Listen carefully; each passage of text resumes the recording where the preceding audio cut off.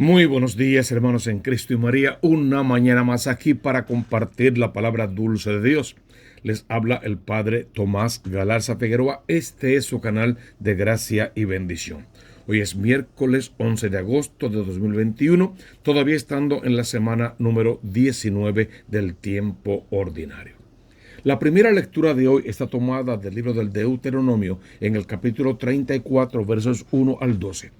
Estamos pidiéndole al Señor la sabiduría que necesitamos para tener con nuestros hermanos la corrección fraterna. La sabiduría que necesitamos para dirigirlos y para dejarnos dirigir hacia la tierra de promisión.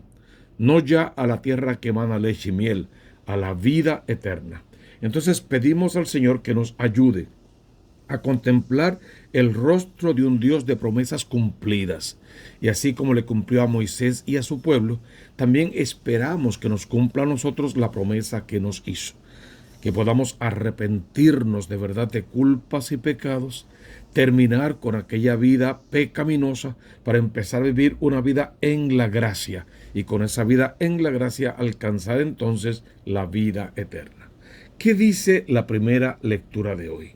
En aquellos días Moisés subió de la estepa de Moab al monte Nebo, a la cima del Pisgah, frente a Jericó, y el Señor le mostró toda la tierra.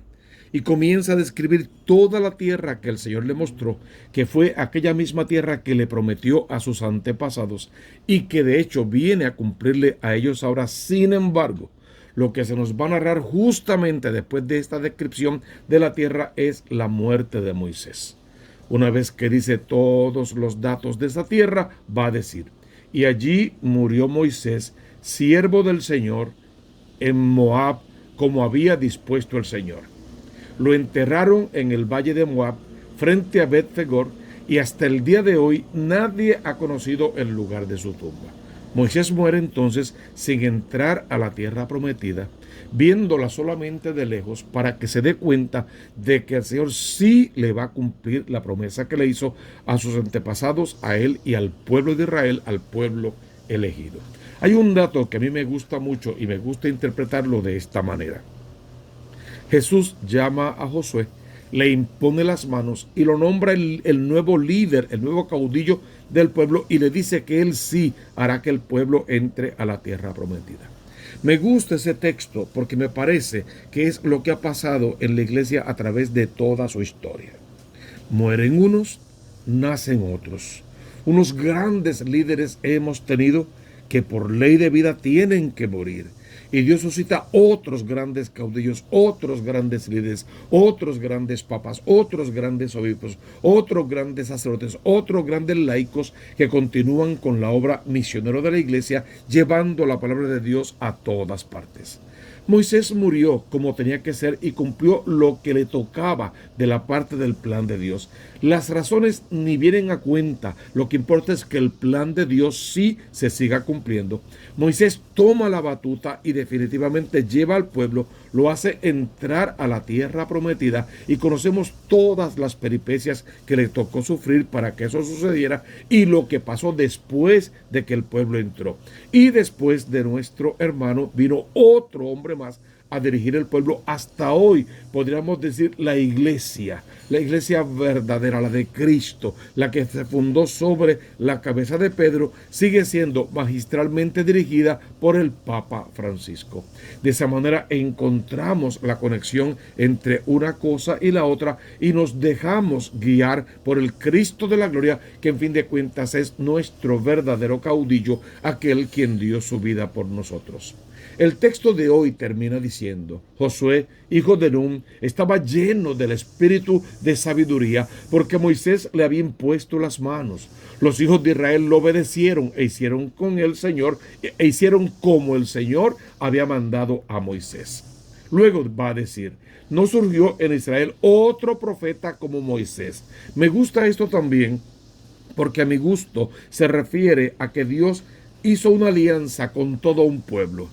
Pero poco a poco quiere que esa alianza se haga no con todo un pueblo, sino con cada individuo en particular, como ha sucedido después de estas hermosas historias bíblicas. Por lo tanto, ya no nos hace falta un hombre tan poderoso, tan grande, tan cabal como era Moisés. Con que Josué haga lo que le toca, con que su sustituto haga lo que le toca, con que Francisco hoy haga poco a poco lo que le toca, Dios seguirá hablando personalmente en el corazón de cada uno en particular, dirigiendo la iglesia como un todo a la vez que trata a cada alma según su condición. Nos entregamos entonces al amor de Dios, le suplicamos que siga dirigiendo nuestras vidas, que podamos seguir siendo fieles a Dios y a la iglesia, escuchando la voz de Dios a través de nuestros caudillos, siguiendo su mensaje de amor para que llegue a todas partes del mundo y trabajando todos por el reino de los cielos, lo que significa trabajando todos, cada uno por su propia salvación y todos por la salvación de todos. A esta primera lectura responde el Salmo 65. Bendito sea Dios que me ha devuelto la vida. Y es que no importa el momento que nos toque, donde pensamos que todo está perdido, que no vale la pena seguir viviendo, que Dios nos ha abandonado, que no escucha nuestra plegaria. La verdad es que Dios siempre está ahí, está a nuestro lado, a que nos cansemos de estar buscando por los caminos que no son y querramos venir a caminar por el camino de la santidad. Para eso hay que convertir la vida en una alabanza, en lugar de poner el acento en cosas pasajeras, en cosas mundanas, en caprichos personales que no siempre contienen palabra de vida eterna. Aclama al Señor tierra entera, tocad en honor de su nombre, cantad himnos a su gloria, digan a Dios, qué temibles son tus obras. Y así seguir alabando y bendiciendo al Señor con los versos de este salmo responsorial. El Evangelio de hoy está tomado, según San Mateo, en el capítulo 18, versos 15 al 20. Hemos ido viendo la trayectoria de Jesús en su caminar, la enseñanza del Maestro para con las almas y el deseo que tiene de que todas las almas se salven. Hoy va a tocar el tema de la corrección fraterna y nos va a pedir, por un lado, que no seamos tan exigentes, tan quisquillosos con los demás, siempre corrigiendo, siempre metiéndonos en sus vidas, no dejándole tregua, siendo demasiado fanáticos, exigiendo, inventando mandamientos que a veces ni siquiera están entre los mandamientos que Dios le dejó a su pueblo. Que por un lado no seamos tan exagerados en la exigencia, pero por otro que tampoco seamos tan permisivos, porque si de algo peca la generación actual es de permisividad. Somos demasiado laxos, nada es pecado, todo es posible, está bien, el amor se desvirtuó y se define como quiera, puedo amar cualquier cosa y de cualquier manera, y si es amor me tiro por la barranca y que sea lo que Dios quiera. Esa permisividad no ayuda en la educación de nuestros hijos, no ayuda en la moral establecida o en la corrección que se tenga que hacer a esa moral, y no ayuda de ninguna manera en el trato diario que nos debemos los unos a los otros en una convivencia sana, saludable, feliz, eficaz y con promesa de vida eterna. ¿Cómo lo dice todo eso el Evangelio de hoy? Si tu hermano peca contra ti, ¿qué es lo que tienes que hacer? Y da un proceso. Primero, repréndelo a solas. Si te hace caso, habrás salvado a tu hermano. Yo añadiría, te habrás salvado tú y habrás salvado a tu hermano. No te hizo caso cuando lo reprendiste a sola, con cariño, con respeto, con amor, con sabiduría. No te hizo caso. Bueno, porque la soberbia, el engreimiento y tantas otras cosas nos endiosamos. No siempre tenemos la capacidad y la sabiduría para escuchar palabra de Dios y atesorar palabra de Dios en nuestro corazón, y el hermano no te hizo caso. Si eso no funciona, llama a 2 o 3 testigos para que todo quede confirmado por boca de 2 o 3. Y eso es importante, ¿por qué? Porque donde 2 o 3 se congreguen en mi nombre, allí estaré yo en medio de ellos. Si le hace caso a ti y a los testigos, perfecto, se salvaron y también lo salvaron a él. Pero si aún así no hiciera caso, entonces díselo a toda la comunidad.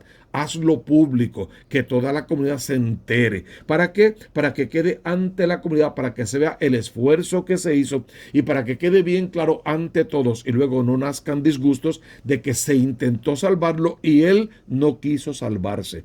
Intentó corregírsele y él no quiso ser corregido y quiso seguir por el camino aberrado o equivocado.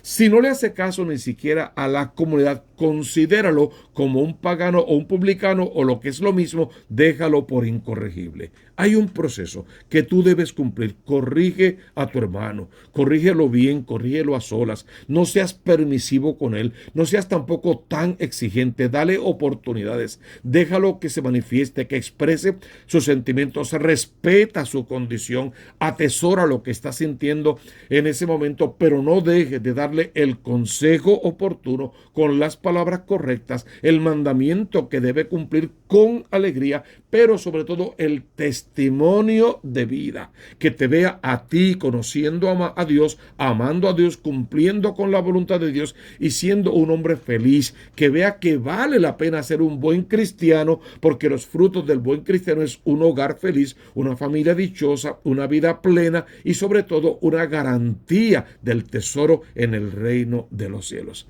Es la corrección fraterna sin ser, por un lado, demasiado exigentes, sin ser, por otro lado, demasiado laxo, pero diciendo lo que tenemos que decir siempre. La iglesia no puede casarse con ninguna de estas ideologías. Si alguna cosa tenemos en común, la celebramos, pero no podemos, para atraerlos, hacerle el camino tan fácil que no tengan que cumplir absolutamente con nada y parecería que igual se pueden salvar.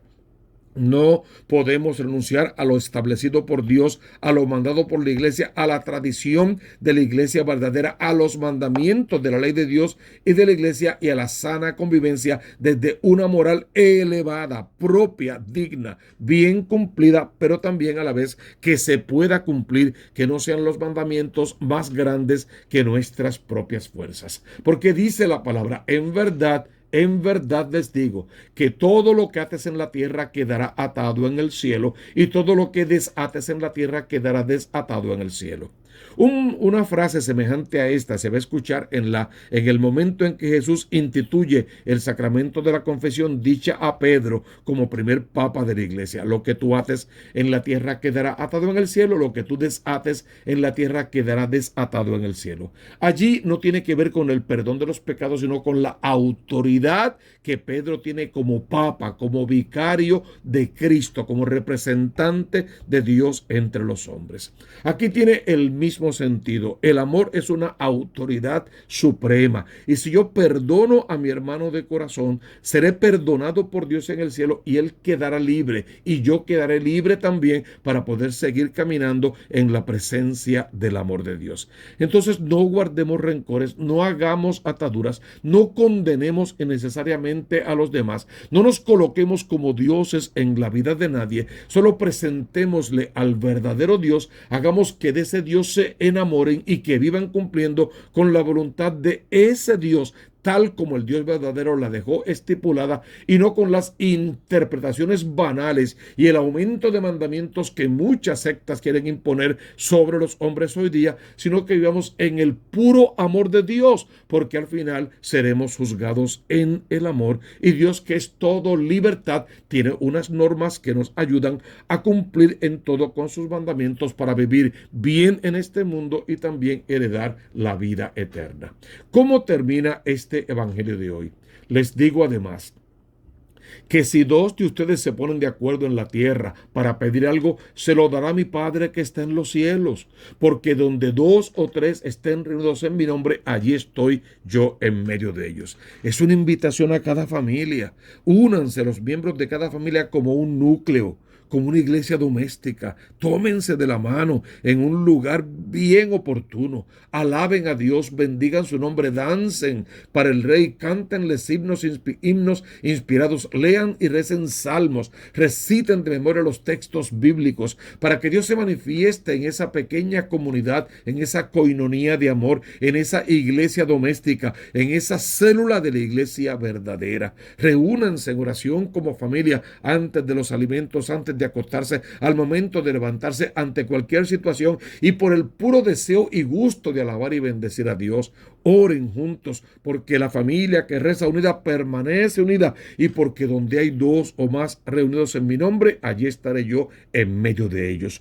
Luego que se reúnan así como familia, hagan lo propio, vayan a reunirse como familia con las demás familias en el culto reverente que la Iglesia Católica le da a Dios, que es la misa dominical, la misa diaria, los rezos durante el día, la exposición del Santísimo Sacramento, el rezo del Santo Rosario, las reuniones de los grupos y todo lo demás que hacemos como comunidad para alabanza y gloria de Dios y para salvación de nuestras almas. Es una invitación a la corrección fraterna, a vivir dentro de la iglesia nuestra fe, a caminar siempre en procesión de salvación, a conocer y a cumplir con los mandatos de Dios, y a que hasta el último suspiro de nuestra vida, como Moisés, estemos alabando y bendiciendo al Rey y pasemos la batuta a otros hermanos que continúen con la obra salvadora de Dios.